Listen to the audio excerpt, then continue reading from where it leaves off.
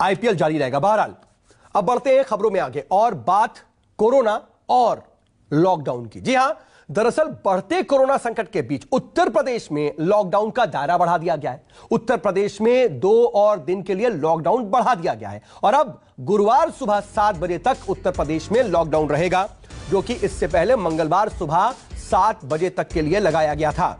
यानी कि उत्तर प्रदेश में कल सुबह लॉकडाउन की अवधि खत्म जो हो रही थी वो नहीं होगी और अब इसे बढ़ा करके गुरुवार सुबह तक के लिए कर दिया गया है।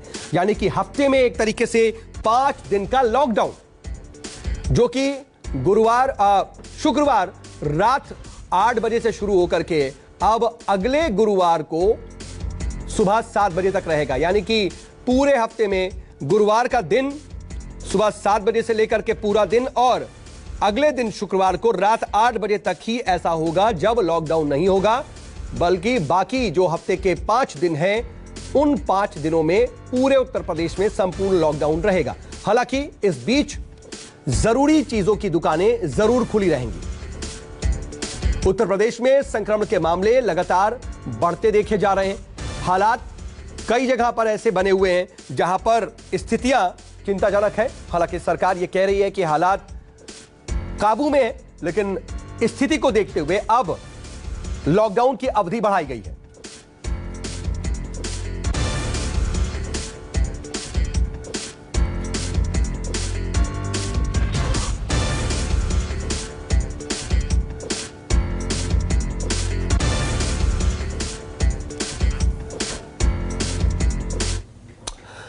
तो क्या अब देश में एक बार फिर से यही स्थिति आ गई है कि लॉकडाउन ही आखिरी विकल्प है? क्योंकि अगर हम बीते दिनों में देखें तो स्थिति यह बढ़ रही है कि लगातार कई राज्य लॉकडाउन की घोषणा कर रहे हैं, उत्तर प्रदेश में भी। अब अगर हम रविवार से ही देख लें तो उत्तर प्रदेश में यह फैसला लिया गया कि 2 दिन का लॉकडाउन बढ़ा दिया गया। इसके अलावा हरियाणा ने 1 हफ्ते का लॉकडाउन घोषित कर दिया, ओडिशा में भी लॉकडाउन लगा दिया गया, दिल्ली में पहले से ही है, महाराष्ट्र में भी है। इसके अलावा राजस्थान या फिर गुजरात और मध्य प्रदेश में भी कई जिलों में कोरोना कर्फ्यू है। स्थिति को देखते हुए क्या वाकई आने वाले वक्त में अब संपूर्ण लॉकडाउन भी लगाना पड़ेगा? क्योंकि कल ही रविवार को बाकायदा टास्क फोर्स ने, जो नेशनल टास्क फोर्स है, उसने साफ तौर पर कहा कि 15 दिन का लॉकडाउन लगाइए। इसके अलावा सुप्रीम कोर्ट ने भी स्वतः संज्ञान लेते हुए केंद्र सरकार से कुछ ऐसा ही कहा है। इस पर हम बात करेंगे। हमारे साथ बातचीत करने के लिए एक खास पैनल मौजूद है। मेरे साथ 2 डॉक्टर्स मौजूद है। डॉक्टर DK गुप्ता जो कि CMD है फेलिक्स हॉस्पिटल के। इसके अलावा डॉक्टर मनोज कुमार मेरे साथ मौजूद है, सीनियर कंसल्टेंट है मैक्स हॉस्पिटल के। आप दोनों का बहुत स्वागत सर। इसके अलावा मेरे साथ मेरे सहयोगी प्रभाकर मिश्रा भी इस वक्त लाइव मौजूद है। प्रभाकर के पास जरा हम चलेंगे। प्रभाकर, सुप्रीम कोर्ट ने भी साफ तौर पर कहा कि केंद्र सरकार अब लॉकडाउन पर विचार करे, राज्यों से इस पर बाकायदा बातचीत करे और खास ख्याल रखा जाए कि गरीब और जो लोग खान पी नहीं सकते हैं उनका ख्याल रखा जाए, लेकिन लॉकडाउन लगाने पर विचार करे। देखिए, जो 30 तारीख की सुनवाई हुई थी, लंबी सुनवाई के बाद से सुप्रीम कोर्ट ने फैसला सुरक्षित कर लिया था। कल देर शाम सुप्रीम कोर्ट ने वो फैसला अपनी वेबसाइट पर अपलोड किया और उसमें साफ तौर पे कोर्ट ने कह दिया है कि केंद्र सरकार और राज्य सरकारें इस बात पर विचार करें कि कोरोना के चेन को तोड़ने के लिए लॉकडाउन की जरूरत है, लॉकडाउन लगाने पर विचार करें। साथ ही कोर्ट ने यह भी कहा कि लॉकडाउन लगाने के बाद जो सामाजिक और आर्थिक दिक्कतें होती है उसका हमें संज्ञान है और इसलिए उन्होंने, कोर्ट ने गुजारिश किया है सरकारों से कि जब लॉकडाउन लगाया जाए तो उस तबके का खास ध्यान रखा जाए जिनके पास खाने पीने की व्यवस्था नहीं, यानी कि ऐसा जो मार्जिनलाइज लोग हैं, जो पिछली बार जैसा सबने देखा था कि किस तरह से अप्रवासी मजदूरों को बहुत दिक्कत हुई, या ऐसे लोग जो रोज कमाते हैं, रोज खाते हैं, उनकी जिंदगी पे बनाई थी। तो कोर्ट ने ये बातें कही हैं। दूसरी बात ये कि जो देश में और दिल्ली सहित पूरे देश में ऑक्सीजन की समस्या हो रही है, उसको लेकर सुप्रीम कोर्ट ने दिशा निर्देश जो जारी किया है उसमें साफ तौर पर कहा, एक तो बात ये कि दिल्ली में आपने देखा कि एक नहीं 2 मौके पर ऐसा हुआ कि अस्पतालों में ऑक्सीजन के अभाव में मरीज मर गए थे। तो उस पर कोर्ट ने साफ तौर पर कह दिया कि केंद्र सरकार की जिम्मेवारी है और आज आधी रात के पहले दिल्ली में जितने ऑक्सीजन की जरूरत है वो मुहैया कराना केंद्र सरकार की जिम्मेवारी और केंद्र सरकार को करना होगा। साथ ही ये कि देश में कहीं और ऑक्सीजन की कोई दिक्कत ना हो, उसके लिए सुप्रीम कोर्ट ने केंद्र सरकार और राज्य सरकारों को निर्देश दिया है कि ऑक्सीजन के लिए बफर स्टॉक बनाए और वो बफर स्टॉक कहीं एक जगह नहीं होगा, वो देश के अलग अलग हिस्सों में होगा, ताकि जहां जरूरत हो, जैसी अर्जेंसी हो, उस हिसाब से वहां पहुंचाया जाए। लेकिन एक आज महत्वपूर्ण बात यह हुई है कि जब हाईकोर्ट में भी सुनवाई हो रही है और हाईकोर्ट में सुनवाई के दौरान ऑक्सीजन की समस्या पर जब बात हो रही है, क्योंकि हाईकोर्ट ने कहा था कि दिल्ली सरकार सेना से मदद मांगने की बात करें, आज दिल्ली सरकार की तरफ से ये मदद मांगी गई है। लेकिन प्रभाकर देखिए, इन सब के बीच सबसे बड़ी बात तो यही है ना कि 20 अप्रैल को जब प्रधानमंत्री नरेंद्र मोदी ने देश को संबोधित किया था, तो उस वक्त उन्होंने लॉकडाउन की एक तरीके से बात को नकारा था, कहा था कि वो इसके पक्ष में नहीं है। अशोक मेरे साथ, मेरे सहयोगी जुड़ गए हैं। अशोक, लखनऊ से आप मौजूद हैं। यूपी की स्थिति के बारे में हम बात कर रहे हैं, क्योंकि अब लॉकडाउन की अवधि बढ़ाई गई है। अगर पूरे हफ्ते को देखें तो हफ्ते में सिर्फ 2 दिन ऐसे होंगे, वो भी पूरे कंप्लीट 2 दिन नहीं। गुरुवार सुबह से लेकर के शुक्रवार शाम को 8 बजे तक ऐसा होगा जब लॉकडाउन नहीं होगा, बाकी वक्त में लॉकडाउन।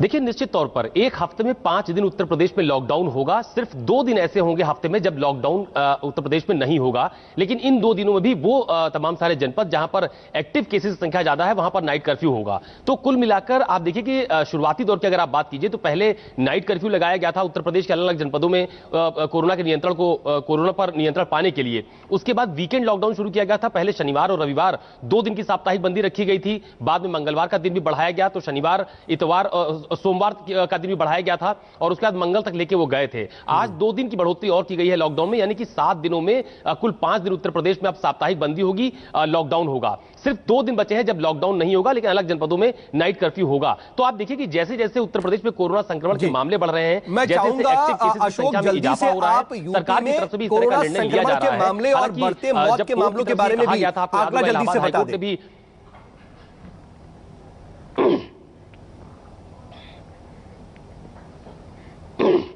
देखिए, अगर आप बीते 24 घंटे की बात कीजिए तो उत्तर प्रदेश में 30,000 से ज्यादा नए कोविड केसेस सामने आए हैं बीते 24 घंटे में। और इसके अलावा आप देखिए कि तमाम सारे ऐसे जनपद, चाहे प्रयागराज हो, चाहे वाराणसी हो, गोरखपुर हो, बरेली हो, लखनऊ हो, कानपुर हो, यहां पर बहुत ज्यादा संख्या में कोविड पेशेंट्स हैं, कोविड जो संक्रमित मरीज हैं उनकी संख्या में इजाफा हुआ है। तो फिलहाल अभी इन जनपदों में जो नाइट कर्फ्यू किया जा रहा था, उसके अलावा साथ साथ जो वीकेंड लॉकडाउन होता था पहले, उसकी अवधि को बढ़ाया गया है। तो कोशिश सरकार की तरफ से यही की जा रही है कि कोरोना का जो संक्रमण है उस पर नियंत्रण पाया जा सके। आप देखिए कि जो वैक्सीनेशन सेंटर है उसमें बहुत ज्यादा भीड़ देखने को मिल रही है। वैक्सीनेशन भी बहुत तेजी से किया जा रहा है।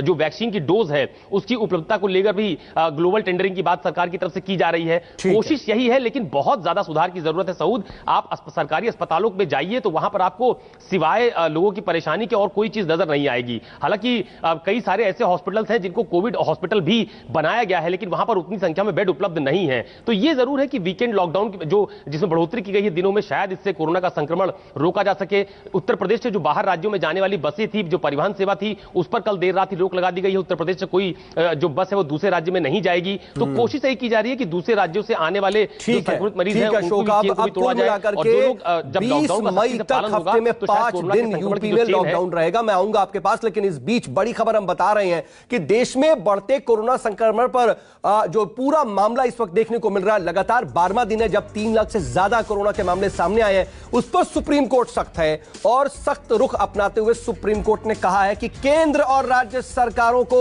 लॉकडाउन लगाने पर विचार करना चाहिए। साथ ही उन्होंने यह भी कहा कि लॉकडाउन लगाए जाने की स्थिति में समाज के उन लोगों का विशेष ख्याल रखा जाना चाहिए जो कि गरीब हैं या जिनके पास खाने के उचित साधन नहीं है। लेकिन सुप्रीम कोर्ट ने यह अहम बात कही है कि केंद्र और राज्य अब संपूर्ण लॉकडाउन पर विचार करें। खास बात यह है कि इससे पहले रविवार को ही नेशनल टास्क फोर्स ने भी दूसरी बार यह बात कही है। 2 हफ्ते पहले भी यह सिफारिश की थी टास्क फोर्स ने कि आप संपूर्ण लॉकडाउन लगाइए। अब इस पर स्वतः संज्ञान मामले में सुप्रीम कोर्ट ने भी एक तरीके से सख्त रुख अपनाया है। कोरोना संकट पर सुप्रीम कोर्ट यह कह रहा है कि केंद्र और राज्य इस स्थिति को देखें और स्थिति को देखते हुए साफ तौर पर वो लॉकडाउन लगाएं, क्योंकि हालात बिल्कुल भी सुधर नहीं रहे। और प्रभाकर मिश्रा मेरे साथ, मेरे सहयोगी मौजूद है। प्रभाकर, सुप्रीम कोर्ट की यह टिप्पणी कितनी अहम हो जाती है? देखिए, निश्चित तौर पर सुप्रीम कोर्ट की टिप्पणी बहुत महत्वपूर्ण है, इसलिए कि जब प्रधानमंत्री ने पिछली बार देश को संबोधित किया था तो उन्होंने ये कहा था कि हम लॉकडाउन के पक्ष में नहीं हैं। उन्होंने ये भी कहा था कि राज्य सरकारें अपने हिसाब से तय करेंगी। और एक बात आपको और याद होगा कि उत्तर प्रदेश में जब हाईकोर्ट ने 5 शहरों में लॉकडाउन का आदेश दिया था, उसके खिलाफ राज्य सरकार यानी उत्तर प्रदेश सरकार सुप्रीम कोर्ट आई थी और सुप्रीम कोर्ट ने ही उस आदेश पर, हाईकोर्ट के आदेश पर रोक लगा दिया था। तो मैं जो समझ पा रहा हूं कि अब सुप्रीम कोर्ट ने भी समझ लिया है कि कोविड के इस चेन को तोड़ने के लिए, संक्रमण की चेन को तोड़ने के लिए अब कोई चारा नहीं है लॉकडाउन के अलावा। क्योंकि पिछली बार जो पहली लहर आई थी उस समय रहते लॉकडाउन लगा था और उससे दुनिया ने सराहा था, दुनिया ने देखा था कि किस तरह से, हालांकि आर्थिक मोर्चे पर भारत को दिक्कत जरूर हुई थी, लेकिन संक्रमण के स्तर पर हमने समय रहते स्थिति को संभाल लिया था। आज पूरे दुनिया में, पूरे दुनिया में हमारे देश की स्थिति बहुत खराब है। तो चूंकि अब सुप्रीम कोर्ट को लग रहा है, चूंकि इधर चुनाव हो रहे थे, चाहे बिल्कुल ठीक कह रहे हैं प्रभाकर, आप बिल्कुल ठीक कह रहे हैं कि कुछ अभी बहुत ज्यादा दिन नहीं गुजरे हैं। कुछ ही दिन पहले जब सुप्रीम कोर्ट में यह मामला लेकर के यूपी गवर्नमेंट पहुंची थी तो उस वक्त सुप्रीम कोर्ट यह मानता था कि नहीं, ऐसा नहीं करना चाहिए और रोक लगा दी गई। लेकिन अब यूपी गवर्नमेंट भी देख रही है स्थिति को और 5 दिन हफ्ते में लॉकडाउन लगा दिया गया और सुप्रीम कोर्ट भी केंद्र से कह रही है कि लॉकडाउन लगाइए। मैं आऊंगा आपके पास, इस बीच मेरे साथ डॉक्टर्स का एक पैनल जुड़ गया है, उनके पास चलते हैं। और इस वक्त मैं देख रहा हूं कि आईएमए के पूर्व उपाध्यक्ष डॉक्टर डीआर राय भी मेरे साथ जुड़ चुके हैं। डॉक्टर राय, आपका भी बहुत स्वागत है। डॉक्टर राय, मैं चर्चा की शुरुआत आपसे ही करना चाह रहा हूं क्योंकि देखिए हम कई चीजों को देख रहे हैं। पिछले बार की स्थिति को भी हम देख रहे हैं कि कब हमने वक्त रहते लॉकडाउन लगा दिया था, लेकिन आज की बात देखिए ना कि 5 हफ्ते से दूसरी लहर से देश जूझ रहा है। एक दिन पहले नेशनल टास्क फोर्स दूसरी बार आपसे लॉकडाउन लगाने की सिफारिश करता है। सुप्रीम कोर्ट कहता है कि आप लॉकडाउन लगाइए। हेल्थ मिनिस्ट्री ये साफ तौर पर कहती है कि 12 राज्यों में संक्रमण की दर बहुत तेज है। 150 जिलों में संक्रमण की दर 15% से ज्यादा है। 250 जिलों में यह 10 से 15% है। स्थिति तो बहुत भयानक है सर, और आंकड़े भी इसकी गवाही दे रहे हैं। मौत के आंकड़े भी लगातार बढ़ रहे हैं। क्या वाकई अब यह समय है या फिर शायद समय अब गुजर चुका है कि हमें लॉकडाउन पर विचार कर लेना चाहिए था और अब कम से कम फौरन लगा देना चाहिए? आपने बहुत अच्छी बात पूछी और हमारे डॉक्टर होने के नाते हम बहुत ही व्यथित हैं, बहुत दुखी हैं, बहुत ही हमें किसी को जवाब देने लायक भी नहीं रहे। अगर आपको ध्यान हो तो शायद मैंने आपके चैनल से 10 तारीख को, 11 तारीख को कहा था कि आज देश की स्थिति भयानक हो चुकी है, महामारी सर के ऊपर खड़ी हुई है और अगर आप इस प्रकार से स्टेट्स को उनको लिबर्टी देंगे कि आप लॉकडाउन अपने हिसाब से लगाइए, ये बहुत बड़ी गलती होगी, जो गलती आज सामने आ रही है। आप एक मान के चलिए कि महामारी ये है, कोरोना महामारी हर जगह एक है। ये नहीं हो सकता कि महाराष्ट्र में एक तरह की होगी, कर्नाटका में दूसरी तरह की होगी, दिल्ली में तीसरी तरह की होगी, उसके साथ चौथी तरह की होगी।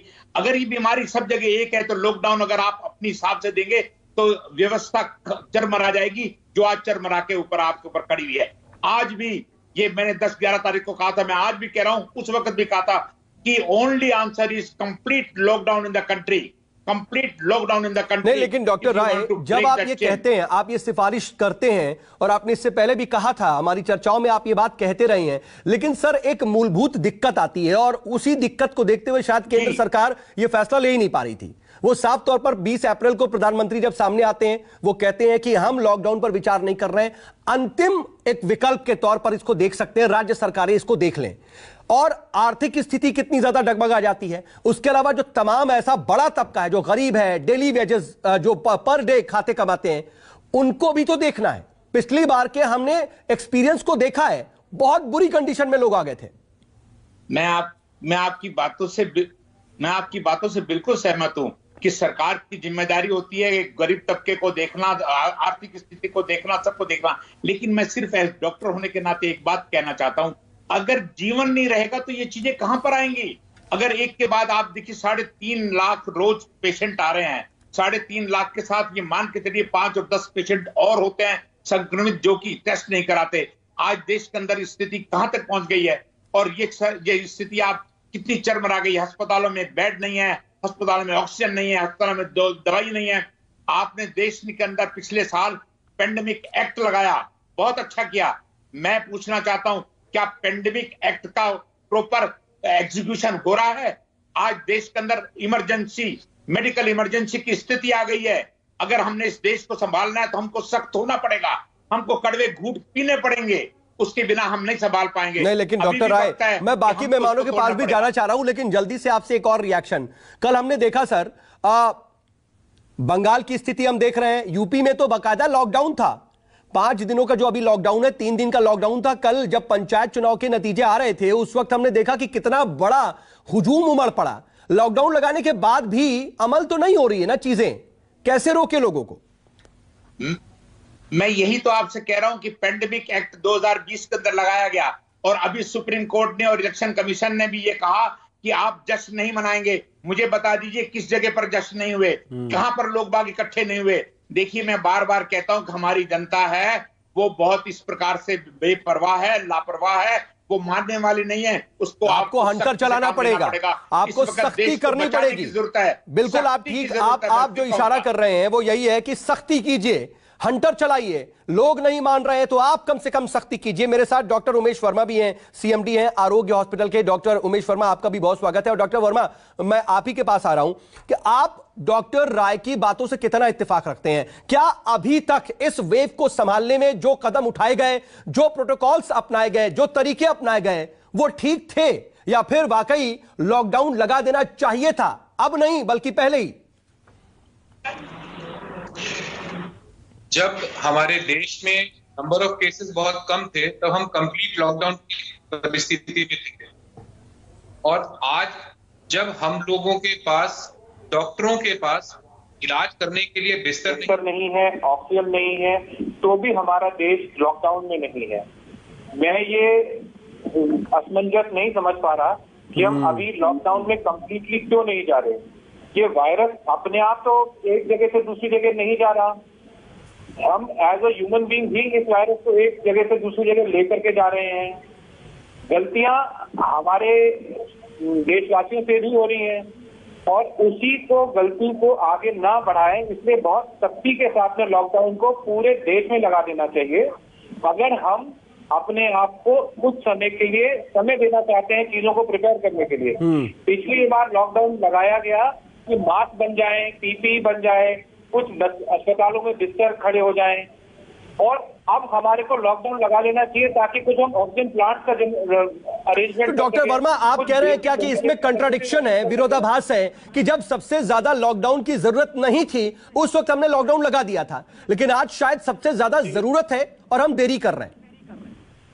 जी बिल्कुल ठीक है, लेकिन डॉक्टर गुप्ता, मैं आपके पास आना चाह रहा हूं इसी नोट पर कि यह स्थिति अगर है तो फिर कहने वाले तो यह भी कह रहे हैं ना, और बातें हो रही हैं कि जब तक नतीजे नहीं आ रहे थे तब तक तो लॉकडाउन पर विचार नहीं हो रहा था। सरकारें भी नहीं कह रही थी, यूपी गवर्नमेंट तो यहां तक कि सुप्रीम कोर्ट पहुंच जाती है कि भाई हम नहीं लगाएंगे लॉकडाउन, लेकिन अब टास्क फोर्स भी आपकी सिफारिश कर रही है कि आप लॉकडाउन लगा दीजिए, सुप्रीम कोर्ट भी कर रही है कि लॉकडाउन लगा दीजिए। ऐसे में अगर लॉकडाउन लगाया गया तो फिर एक और मौका मिल जाएगा यह कहने का कि सिर्फ इलेक्शन के नतीजे तक ही वेट किया जा रहा था। देखिए खालिद भाई, हमारे यहाँ राजनीतिक इच्छा शक्ति बहुत इंपॉर्टेंट है किसी भी प्रोग्राम में, किसी भी कंट्रोल को इम्प्लीमेंट करने में और किसी को कंट्रोल करने में। जब तक राजनीतिक इच्छा शक्ति नहीं होगी, खासकर सत्ता पक्ष और विपक्ष दोनों में, जब तक दोनों मिलकर काम नहीं करेंगे तो इतने बड़े पेंडेमिक से हम लोग नहीं लड़ सकते थे। जब सबको पता था कि कोरोना की दूसरी वेव लहर चालू हो गई है, उसके बाद ही वेस्ट बंगाल में, आसाम में, तमिलनाडु में, पुडुचेरी में, यूपी में, सब में चुनाव हुए। चुनाव की जरूरत नहीं थी, धज्जियां उड़ाई गई खूब सारे, कोई फिजिकल डिस्टेंसिंग नहीं, कोई सोशल डिस्टेंसिंग नहीं। हमारी जनता इन नेताओं को रोल मॉडल मानती है, जो वो करते हैं उनको फॉलो करते हैं। उनको लगता है जब इनको कोरोना नहीं हो रहा तो हमें कैसे कोरोना होगा, ये तो एक बहाना है कोरोना। तो कहीं ना कहीं कोई भी उस चीज को, रोल मॉडल्स को फॉलो कर रहे थे और कोई भी फॉलो नहीं कर रहा। अब बिकॉज चुनाव थे, काउंटिंग होनी थी, रिजल्ट्स भी आने थे, अधूरी प्रक्रिया को भी इसलिए लॉकडाउन लगाना था। मैंने कई बार आपके चैनल के माध्यम में बोला था कि जो भी प्रदेश ऐसे हैं जहाँ पे पॉजिटिविटी रेट लेस देन 10% है, वहां पे पार्शियल लॉकडाउन तुरंत लगा देना चाहिए। कोविड एप्रोप्रिएट बिहेवियर का सख्ती से ग्राउंड लेवल पे पालन होना चाहिए, खाली किताबों में नहीं, पेपरों में नहीं। खाली हम देखते हैं हमारे सब चीज पत्रावली में चलती रहती है, बट ग्राउंड लेवल पे इंप्लीमेंट होना चाहिए था। वैक्सीनेशन प्रक्रिया को बहुत तेज करना चाहिए था, रोज 1 करोड़ वैक्सीन लगाने चाहिए थे, वो कहीं ना कहीं डिले चला। अब तो वैक्सीन है ही नहीं, समय 18 से 45 की किसी पर वैक्सीन नहीं मिल रही हम लोगों को। तो अगर हम इन चीजों का पालन करते तो ये फुल लॉकडाउन लगाने की बात ही नहीं आती। और जहां भी इस समय हालत बेकाबू हो रखे, जहां पे बेड्स नहीं है, ऑक्सीजन नहीं है, वहां तो तुरंत फुल लॉकडाउन लगाना चाहिए, लॉकडाउन लगाना चाहिए। लेकिन डॉक्टर गुप्ता देखिए, हम ये बात ही कर रहे हैं और इस बीच देखिए हम अहम खबर दिखा भी रहे हैं कि किस तरीके से स्थितियां बहुत ज्यादा विकट हो चुकी हैं और कैसे अभी खबर आ रही है कि कई लोगों की ऑक्सीजन की कमी से एक बार फिर मौत हुई है। और लगातार अभी हम मेरठ की खबर बता रहे थे, कर्नाटक की खबर इस वक्त आ रही है कि ऑक्सीजन की कमी से चामराजनगर में बाकायदा कई लोगों की मौत हो गई और तकरीबन 24 लोग ऐसे हैं जिनकी ऑक्सीजन की कमी से मौत हुई है। और डॉक्टर मनोज, मैं इसी नोट पर आपके पास आना चाह रहा हूं कि सर ये स्थितियां जो हैं हमारे हाथ से बाहर जा रही हैं मौतों का आंकड़ा नहीं रुक रहा है और संक्रमण की रफ्तार भी कम नहीं हो रही है, बावजूद इसके अभी तक सख्त कदम उठाया नहीं जा रहा है। क्या इस बात का डर है सरकार को कि आर्थिक नुकसान होगा और एक बार फिर से देश नीचे चला जाएगा, या फिर कहीं ना कहीं इस बात का डर है कि विपक्ष एक बार फिर से आपको आड़े हाथों लेगा, क्योंकि अब तक आपने नहीं लगाया, 2 मई तक नहीं लगाया, तो अब क्यों? बताऊं कि हमारे दोनों जो डॉक्टर गुप्ता और डॉक्टर राय बोल रहे थे, अभी बिल्कुल ही आर्थिक पे तो सोचना ही नहीं चाहिए। आप देख रहे हैं कि 12 दिन से 3 लाख से ज्यादा केसेज आ रहे हैं। मौत का आंकड़ा जो है वो 1.3 टाइम्स ब्राजील से ज्यादा है। हम लोग हमेशा अपने मौत का आंकड़ा ये बोलते थे कि हमारे यहाँ केस फैटेलिटी रेट बहुत कम है, बट अभी देखिए ब्राजील जहाँ सबसे ज्यादा हाई फैटेलिटी रेट है, उससे भी हमारा करीब करीब 1.5 गुना ज्यादा हो रहा है। तो अभी तो इस चीज को सोचना भूल जाए कि आर्थिक, पहले जो भूतकाल में जो गलतियां हुई, इलेक्शन हुआ, कुंभ आयोजन हुआ, लोगों ने सोशल डिस्टेंसिंग की धज्जियां उड़ाई, उनको छोड़ दीजिए। कल भी उड़ रही थी जब जश्न मना रहे थे। लेकिन डॉक्टर मनोज, अगर आप सभी पूरे पैनलिस्ट का, कई एक्सपर्ट्स का, तमाम एजेंसीज ये कह रही हैं, सुप्रीम कोर्ट ये सिफारिश कर रहा है कि लॉकडाउन लगाइए, तो फिर आपको क्या लगता है, क्या आड़े हाथों आ रहा है, क्यों सोचा जा रहा है अभी? मुझे नहीं, मैं बता नहीं सकता हूं कि सरकारें निर्णय लेने में इतना देर क्यों लेती हैं, बट मुझे लगता है कि जो पार्लियामेंट्री कमेटी ने भी नवंबर में यह बात बोला था कि आने वाली स्थिति के लिए तैयार हो जाओ, बहुत सारे बेड्स की किल्लत होगी, ऑक्सीजन की किल्लत होगी, लेकिन कोई ध्यान ही नहीं है। अभी न्यू स्ट्रेन पे हम लोग इतनी बातें कर रहे हैं कि B1617, B618, 2 स्ट्रेन है, इनका कितना वजूद है इस तरह के हाई सर्ज ऑफ केसेज में, ये भी लोगों को अभी भी इन्वेस्टिगेशन का विषय बना हुआ है। तो निर्णय बहुत ही शिथिल लेते हैं। लेकिन ठीक है, मैं आ रहा हूं डॉक्टर मनोज। एक स्थिति इन सब के बीच और है, उसको भी हमें समझना होगा कि क्या वाकई लॉकडाउन वो विकल्प है जिससे संक्रमण और इस पूरे कोरोना को, इस संकट को टाला जा सकता है? क्योंकि एक और स्थिति देखने को मिल रही है और उस स्थिति पर जरा हम बात करते हैं। डॉक्टर राय, मैं आपके पास आना चाह रहा हूं, सिक्के के दूसरे पहलू पर जरा बात करते हैं। लॉकडाउन की हम बात कर रहे हैं, ठीक है, पूरे देश में संपूर्ण लॉकडाउन अभी नहीं लगा, लेकिन कई राज्य सरकारों ने लॉकडाउन लगाया है। महाराष्ट्र में हम देख रहे हैं कि 3 हफ्ते से ज्यादा का वक्त हो चुका है जब सख्त पाबंदियां हैं, ब्रेक द चेन है। दिल्ली में हम देख लेते हैं 15 दिन से ज्यादा हो चुका है जब लॉकडाउन लगा हुआ है। लेकिन सर, बावजूद इसके संक्रमण की रफ्तार तो कम नहीं हो रही ना, नंबर्स फिर भी तो डाउन नहीं हो रहे हैं, यहां तक कि पॉजिटिविटी रेट भी कम नहीं हो रहा है। तो फिर फायदा क्या? लॉकडाउन लगाने के बाद भी अगर मामले कम नहीं हो रहे तो फिर लॉकडाउन लगाया क्यों जाए? खैर साहब, आप ठीक कह रहे हैं। मैं आपसे ही पूछना चाहता हूं कि आप तो टीवी के ऊपर बैठ के सारे देश की स्थिति को देख रहे हैं, क्या आप समझते हैं कि देश के अंदर कंप्लीट लॉकडाउन है? आज दिल्ली की स्थिति देख लीजिए, दिल्ली के अंदर सड़कें आज भी भरी पड़ी हैं, मार्केट आज भी भरे पड़े हैं। आप किसी भी देश का, इसको आप लॉकडाउन कहते हैं? अगर आपको वाकई में, आज दूसरी बात मैं आपको एज ए साइंटिफिकली कह दूं कि देखिए, जो पहला 2020 का वायरस था, उसकी 5 माइक्रोन की उसकी बताई गई थी उसकी साइज, जिसकी वजह से वो ड्रॉपलेट की तरह गिर जाता था और वहां पे रहता था उसको।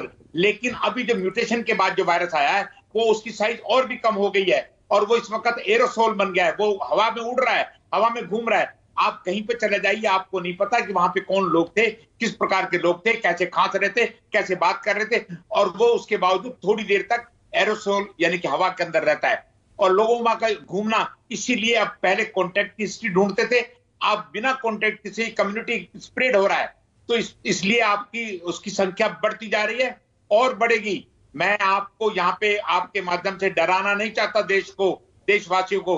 हमको अभी से मालूम पड़ रहा है कि अक्टूबर के अंदर तीसरी वेव भी आएगी। अच्छा, लेकिन डॉक्टर राय, इसके साथ में मैं आपसे एक अहम सवाल पूछना चाहता हूं, वो ये कि अभी तक आप कितना मानते हैं हमारी गवर्नमेंट्स को, चाहे वो केंद्र सरकार हो या राज्य सरकारें हो, एग्जीक्यूशन में फेल्योरिटी को कितना मानते हैं आप? क्योंकि देखिए, मैं इसका जवाब लूं उससे पहले कुछ पॉइंट्स रखने भी जरूरी हैं, क्योंकि हम देख रहे हैं, चाहे वो एसबीआई रिसर्च, जो कि एसबीआई की इंटरनल विंग है एक, एसबीआई रिसर्च, उसने फरवरी में ही कह दिया था कि सेकेंड वेव आने वाली है, 3 लाख से ज्यादा 4 लाख तक पर डे के मामले आएंगे, 5600 मौतें होंगी। ये जो प्रेडिक्शंस हैं पहले किए गए थे और उस वक्त इस पर ध्यान नहीं दिया गया। डॉक्टर विद्यासागर सरकार द्वारा बनाई गई कमेटी के ये मेंबर हैं, वो कह रहे हैं कि मैंने तो मार्च में ही बता दिया था शुरू में, लेकिन सरकार ने ध्यान नहीं दिया। यहां तक कि इसके प्रोजेक्शन अमेरिकी यूनिवर्सिटी के रिसर्च में भी हो रहे हैं कि अभी पीक आने वाला है। जब पहले से सरकार को पता था, उसके बाद उस वक्त लॉकडाउन नहीं लगाया गया। जब सांप निकल गई है तो फिर पूंछ पकड़ने का फायदा क्या? सरकारें कितनी इसमें फेल साबित हुई है, मैं ये जानना चाहता हूं। ये बहुत बड़ा क्वेश्चन है जिसका जवाब देना 2 लाइन में बहुत मुश्किल है, लेकिन मैं आपको समय दे रहा हूं। डॉक्टर होने के नाते मैं कोई पॉलिटिकल स्टेटमेंट नहीं दे रहा हूं। एग्जीक्यूशन के अंदर कमियां हुई हैं। पिछले साल की रणनीति को देखते हुए पिछले साल भी टास्क फोर्स ने और हमारे डॉक्टर समाज ने यह कहा था कि आने वाले वक्त में सेकेंड वेव के अंदर हमको ऑक्सीजन की भी कमी हो सकती है, ये हमने प्रेडिक्ट किया था। लेकिन उसके बावजूद सरकार ने कुछ संज्ञान नहीं दिया। अगर सरकार ये चाहती तो ऑक्सीजन की कंजम्पशन को, इंडस्ट्रियल ऑक्सीजन को बंद करके सारी की सारी ऑक्सीजन मेडिकल की तरफ डाइवर्ट कर देती तो आज ये स्थिति नहीं आती। तो ये चीजें एग्जीक्यूशन में, मैं तभी पहला वर्ड मैंने बोला था कि पेंडेमिक लॉ कंट्री में लगाया गया है, क्या उसका रियल डॉक्टर उमेश, मैं इसी पर आपसे भी रिएक्शन चाहूंगा। अगर एग्जीक्यूशन हो रहा होता तो 5,000 के अंदर रुपए, 5,000 में रेमडेसिविर नहीं बिकती, फेविपिक्विल के 3,000 के अंदर एक पैकेट नहीं बिकता। जी बिल्कुल ठीक बात है। ये कालाबाजारी जो आपदा को अवसर में लोग बदल रहे हैं, हमको अपने गिरेबान में भी तो झांकना पड़ेगा ना। हम सरकारों से सवाल पूछ लेते हैं, लेकिन ये हम कहां भूल जाते हैं कि उसी सिलेंडर को हम 4 गुने दाम पर बेचते हैं। हर एक मेडिकल स्टोर पर, चाहे वो ऑक्सीमीटर हो, चाहे वो किसी भी तरह की मेडिसिन हो, वो कितने गुना दामों पे बिक रही है। अपना इंट्रोस्पेक्शन हम कब करेंगे? बिल्कुल ठीक कह रहे हैं आप डॉक्टर राय।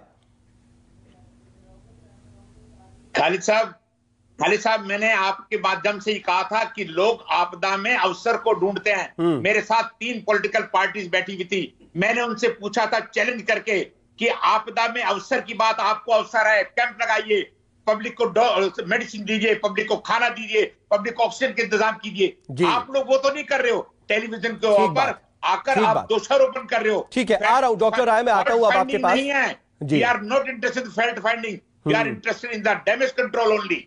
ये मैं बार बार कह रहा हूं आपके माध्यम से। हम सॉल्यूशन पर नहीं जा रहे हैं, बल्कि सिर्फ डैमेज कंट्रोल कर रहे हैं। और डैमेज कंट्रोल का जब आप जिक्र करते हैं तो बहुत सी चीजें आती हैं सर।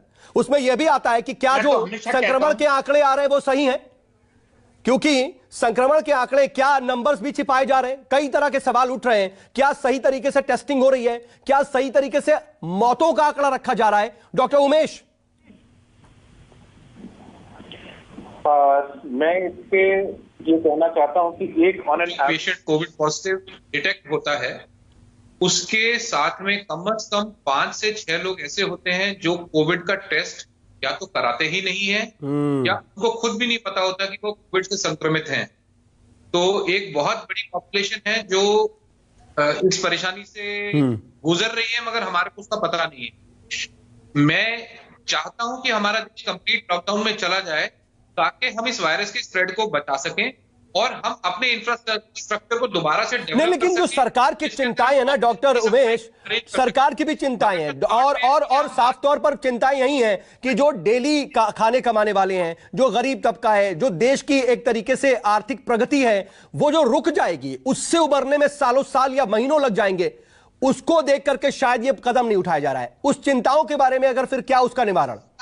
सर, हम सब पहले इंसान हैं और हमने पहले भी ये देखा है, जब आपदा आई तो मैंने बहुत आप ही के टीवी के चैनल के माध्यम से देखा कि बहुत सारे लोगों ने बहुत जगहों पर लंगर लगवाए, लोगों के गरीब लोगों को खाना बंटवाया। ऐसे बहुत सारे सक्षम लोग हैं जो इंसानी जिंदगी जो है वो ज्यादा कीमती है। मैं आ रहा हूं, लेकिन डॉक्टर उमेश, एक और स्थिति जल्दी से समझ लूं मैं आपसे, क्योंकि मुझे बाकी लोगों के पास भी जाना है, इसलिए मैं समझना ये चाह रहा हूं कि आप तो दिल्ली एनसीआर को अच्छी तरह से जानते हैं। आप तो जानते हैं कि दिल्ली में क्या हालात हैं और गाजियाबाद और नोएडा में क्या हालात हैं। दिल्ली में तो लॉकडाउन लगा हुआ है, आप कह रहे हैं कि संपूर्ण लॉकडाउन पूरे देश में लग जाए। दिल्ली में हालात कितने सुधर गए सर? नंबर्स तो अभी भी कम नहीं हो रहे हैं, ऑक्सीजन की किल्लत अभी भी बनी हुई है और थोड़ा सा पॉजिटिविटी रेट जरूर कम हुआ है। सर, ये लॉकडाउन कंप्लीट नहीं है, ये अभी भी पार्शियल लॉकडाउन है। आप अगर रोड पे निकलेंगे तो बहुत ऐसा नहीं है कि सब चीजें थमी हुई हैं जैसे पिछली बारी। और मैं आप लोगों का ध्यान सर एक और तरफ ले जाना चाहता हूं। हो सकता है कि लॉकडाउन करके आप टाइम बाय करके। जी डॉक्टर उमेश, ठीक है, मैं आ रहा हूं आपके पास, लेकिन डॉक्टर गुप्ता, ओके ठीक है, डॉक्टर उमेश आ गए मेरे पास। जी उनको हमें सेवा लानी है, इसके बारे में सोचना चाहिए हम लोगों को। जी डॉक्टर गुप्ता, आपकी आवाज कट गई थी, मैं चाहूंगा कि अगर आखिरी कुछ सेंटेंस आप दोहरा दें।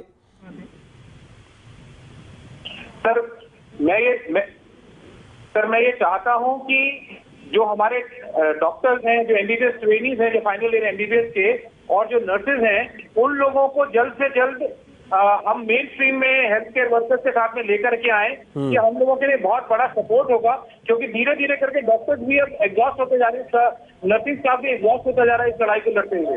ये अहम बात कह रहे हैं आप। और डॉक्टर गुप्ता, मैं इसी पॉइंट पर आना चाहूंगा आपके पास, क्योंकि कल जो है प्रधानमंत्री ने अहम बैठक की और इसमें खास तौर पर इसी पर चिंतन मनन हुआ कि जो मेडिकल स्टूडेंट्स हैं उनको क्या हम वॉलंटरली इस्तेमाल कर सकते हैं, क्या उनके इस्तेमाल से हम ये देख पाएंगे कि बिना लॉकडाउन के भी हालात सुधर जाए? नहीं, बिल्कुल ठीक कह रहे हैं खालिद भाई कि अभी जो इस समय, जैसे डॉक्टर गुप्ता की बात से मैं सहमत हूं कि इस समय जो हेल्थ केयर वर्कर्स हैं, खासकर नर्सिंग स्टाफ है, डॉक्टर्स हैं, रेजिडेंट डॉक्टर्स हैं, लेबोरेटरी का स्टाफ है, ये सारे एग्जॉस्ट हो चुके हैं, कोविड फटीग में जा चुके हैं। बहुत सारे इनमें से पॉजिटिव हो चुके हैं और पॉजिटिविटी का करंट रेट चल ही जा रहा है। हर हफ्ते में 10-15% पेशेंट्स जो के साथ जो काम कर रहा है स्टाफ, वो पॉजिटिव हो जाता है, तो उसको भी कहीं ना कहीं हमें क्वारंटाइन और आइसोलेट करना पड़ता है। तो ऑक्सीजन के बाद जो दूसरी दिक्कत आने वाली है, वो दिक्कत आने वाली है मैन पावर की। मैन पावर में नर्सिंग है, हाउसकीपिंग है, जो जीडीएज है, लैब का स्टाफ है, डॉक्टर्स हैं, सीनियर डॉक्टर्स हैं। तो अगर हमें चाहिए, बिकॉज इसमें कोविड में ट्रीटमेंट प्रोटोकॉल बहुत डिफरेंट नहीं है L1 और L2 कैटेगरी के लिए, बहुत ऐसा नहीं है कि अलग बड़ा कस्टमाइज करना पड़े पेशेंट के हिसाब से, बड़ा कॉमन ट्रीटमेंट प्रोटोकॉल है। तो जो रेजिडेंट डॉक्टर्स की कमी को हम पूरा कर सकते हैं, वो कर सकते हैं। जो एमबीबीएस के फाइनल ईयर के डॉक्टर्स हैं या जो इंटर्नशिप कर रहे हैं, उनको लगा के पोस्ट करके उनको सिखाया जा सकता है, और उन्होंने सारी क्लिनिकल ट्रेनिंग करी होती है फर्स्ट ईयर से लेके नहीं, लेकिन इस अमल से क्या हम लॉकडाउन को रोक सकते हैं, या फिर लॉकडाउन की जो जरूरत है वो कम हो जाएगी? देखिए, लॉकडाउन इससे नहीं रुकेगा, लॉकडाउन की कमी इससे पूरी नहीं होगी। लॉकडाउन का काम होता है कि चेन ऑफ ट्रांसमिशन को रोकना। अभी हम बात कर रहे हैं कि ट्रीटमेंट कैसे प्रोवाइड करा जाए, तो जो स्टाफ है वो ट्रीटमेंट में हेल्प करेगा। चेन ऑफ ट्रांसमिशन रोकने के लिए जितनी भी गैर जरूरी गतिविधियां, मैं पहले भी बार बोल चुका हूं, चाहे वो होटल हो, चाहे रेस्टोरेंट हो, पब्स हो, school, college, malls, essential activity को तुरंत अगले 3 महीने बंद करना चाहिए, विदाउट एनी सेकंड थॉट, पूरे देश में। मैं तो कर रहा हूं। डॉक्टर मनोज, मैं आता हूं।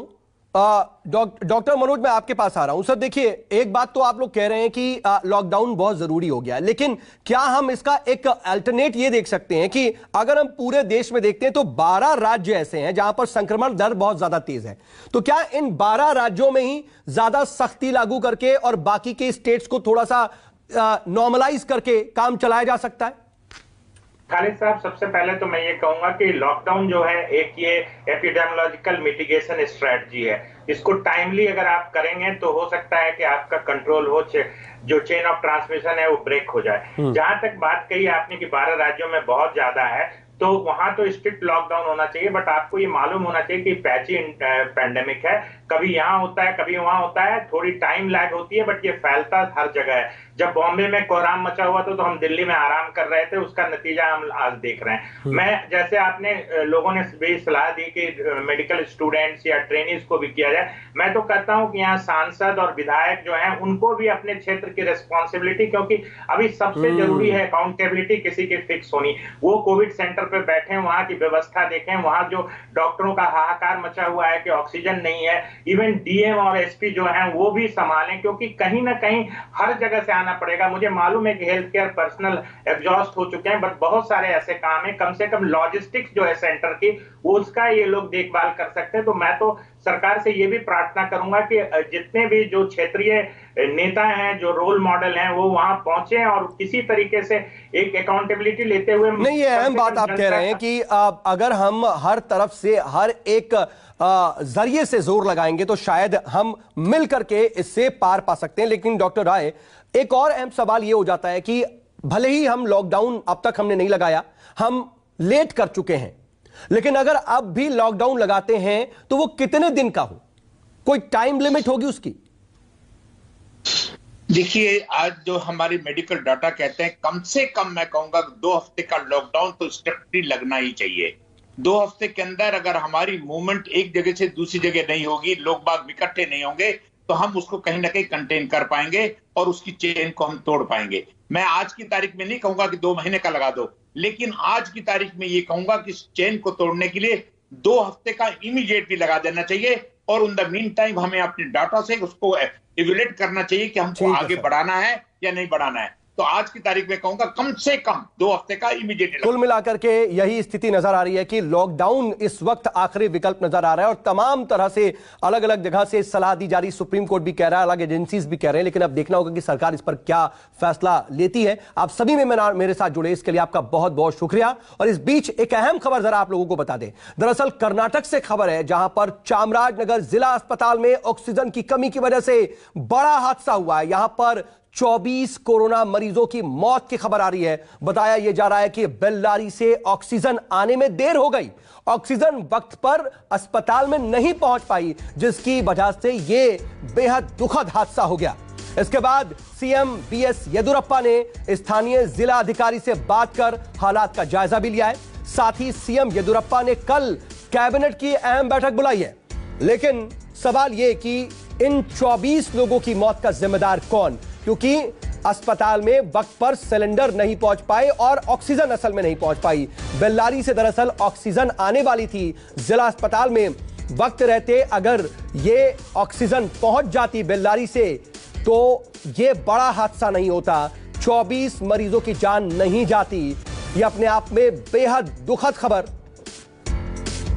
इसी पर देखिए राहुल गांधी की तरफ से भी प्रतिक्रिया आ रही है कि यह मौत है या हत्या, सिस्टम को जागने से पहले और कितना दुख मिलेगा।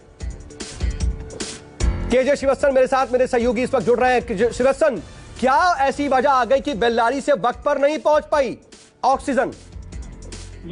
जी देखिए, कल रविवार का दिन था और बार बार अस्पताल प्रशासन की ओर से कहा जा रहा था कि अस्पताल में ऑक्सीजन की कमी है, क्योंकि यहाँ पर केवल कोविड मरीज ही नहीं, नॉन कोविड मरीज भी भर्ती थे और 24 मरीजों को ऑक्सीजन दिया जाना बहुत जरूरी था। लगातार इन्हें 3 दिन से दिया भी जा रहा था। बावजूद इसके वक्त पर बेल्लारी जहाँ से ऑक्सीजन का प्लांट है वहां से वक्त पर यह नहीं पहुंच पाया, जिसके चलते आज 24 लोगों की मौत हो गई। इससे पहले भी कर्नाटक के कुलबुर्गी और यादगिर में भी इसी तरह की ऑक्सीजन की कमी के चलते मरीजों की मौत की घटना सामने आई है। और इसके बाद येदियुरप्पा ने खुद ने प्रधानमंत्री से बात की है, केंद्रीय स्वास्थ्य मंत्री से बात की है और अपने सूबे के लिए ज्यादा से ज्यादा ऑक्सीजन और दवाइयों की मांग की है। कर्नाटक में लगातार कोरोना के जो पॉजिटिव मामले हैं वे बढ़ते जा रहे हैं और 16 लाख से ज्यादा यहाँ पर एक्टिव मरीजों की संख्या बढ़ गई है। एक ही दिन में 37,000 से ज्यादा यदि मामले किसी राज्य में आते हैं और 217 मरीजों की यदि मौत होती है 24 घंटे के अंदर, तो निश्चित तौर पर अंदाजा लगाया जाना मुश्किल नहीं है कि कितनी भयावह यहाँ पर हालत है। लेकिन इसमें किसी की जिम्मेदारी फिक्स करने की कोशिश हो रही है क्या श्रीवत्सन?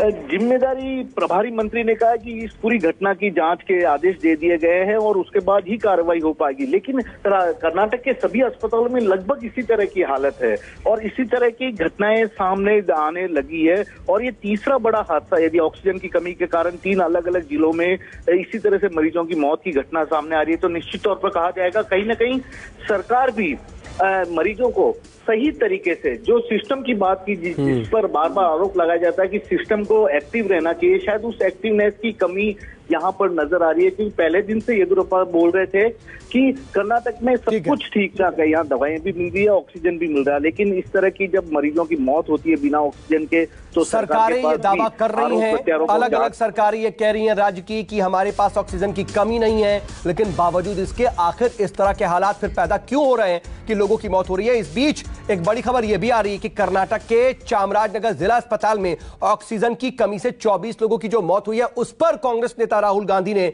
सरकार पर सवाल उठाया है। राहुल गांधी ने इसको लेकर के ट्वीट किया है। उन्होंने ट्वीट में लिखा, मर गए या मारे गए, उनके परिवारों के प्रति मेरी संवेदना है। सिस्टम के जागने से पहले और कितना दुख मिलेगा। कर्नाटक में जो यह दर्दनाक हादसा हुआ है, 24 लोगों की ऑक्सीजन की कमी से यहां पर मौत हो गई है, उसके बाद इस पर कांग्रेस नेता राहुल गांधी ने यह ट्वीट किया है। और रुकेंगे यहां पर एक और बहुत छोटे से ब्रेक के लिए। बने रही न्यूज़ 24 के साथ। नमस्कार, मैं हूं मानक गुप्ता। अगर आपको हमारा ये वीडियो पसंद आया हो तो इसे लाइक और शेयर जरूर करें और हां, हमें सब्सक्राइब और फॉलो करना ना भूलें ताकि आप देश और दुनिया की कोई खबर मिस ना करें। तो जुड़े रहिए हमारे साथ और देखते रहिए न्यूज़ 24।